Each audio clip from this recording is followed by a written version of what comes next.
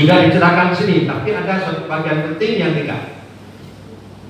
Di buku ini sudah ada bahwa waktu Banting 5 pulang ke Aceh, dia tinggalkan 100 orang.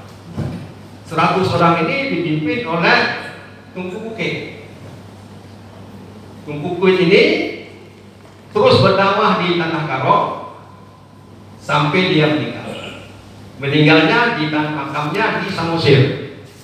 Jadi kalau ada orang Aceh yang ke Samosir, kita tanya pada pengurusnya, akan ditunjuk ini makam Tunku Aceh, Tunku Bukit yang mengislamkan di Singamaraja adalah pengungsi penjelma. Jadi Singamaraja itu agama Islam. Biarpun orang mengatakan itu Kristen, tidak. Sama dengan Maturisi. Maturisi juga orang Islam di Timur itu. Bahkan kalau Timur itu punya pesantren. Masa orang Kristen mendirikan pesantren? Jadi Pak Timur itu Islam. Di Singamaraja pun Islam. Nah, ini yang harus kita tulis lagi. Kemudian ada lagi Tunku Ulegi,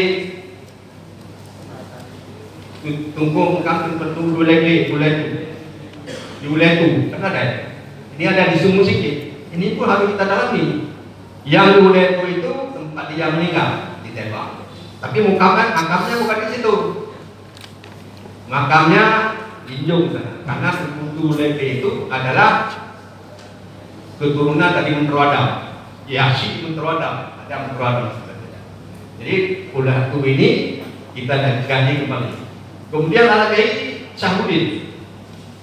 Itu yang petani lada di Palu. Karena dulu ada paling desa. Tapi waktu negara Belanda, dia tidak membutuhkan kepada Belanda. Dia dari Penang. Di Penang dia jadi pedagang, bikin rumah untuk orang Aceh. Karena hemat musika, sebenarnya banyak sekali kalau sedekah. Nanti Pak Junaidi bisa kita kongsi akan tambah lagi banyak-banyak hal. Sekian, assalamualaikum warahmatullahi wabarakatuh. Waalaikumsalam.